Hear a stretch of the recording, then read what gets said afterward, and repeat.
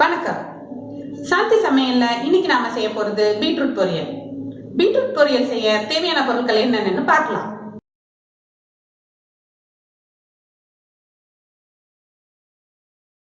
Beetroot பொரியல் செய்யறதுக்கு ஒரு கப் பீட்ரூட், கொஞ்சம் பச்சை பட்டாணி எடுத்துக்கோங்க.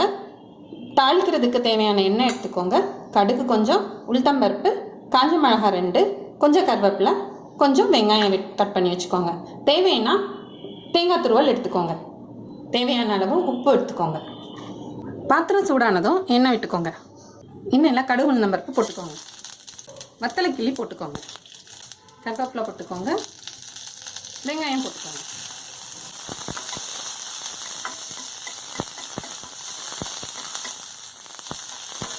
இதில் இப்போ பீட்ரூட்டை ஆட் பண்ணிக்கோங்க.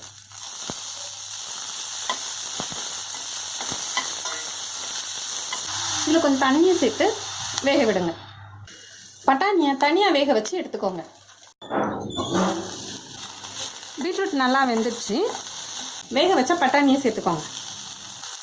இது கூட கொஞ்சம் உப்பு போட்டுக்கோங்க. பட்டாணியும் பொரியலில் போடுறதா இருந்தால் தனியாக வேக வச்சுக்கோங்க. மொத்தமாக போட்டு வேக வச்சா பட்டாணியில் பீட்ரூட் கலர் ஏறிடும்.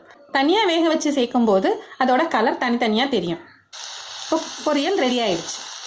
அடுப்பு ஆஃப் பண்ணிடுங்க. இந்த கூட்டு கொஞ்சம் ஆறினதும் தேங்காய் துருவல் போட்டுக்கோங்க. பீட்ரூட் பட்டாணி பொரியல் ரெடி ஆயிடுச்சு. இது பருப்பு சாதம், சாம்பார் சாதத்து கூட பரிமாறுங்க. இந்த வீடியோ உங்களுக்கு பிடிச்சிருந்ததுன்னா லைக் பண்ணுங்க, ஷேர் பண்ணுங்க, சப்ஸ்கிரைப் பண்ணுங்க.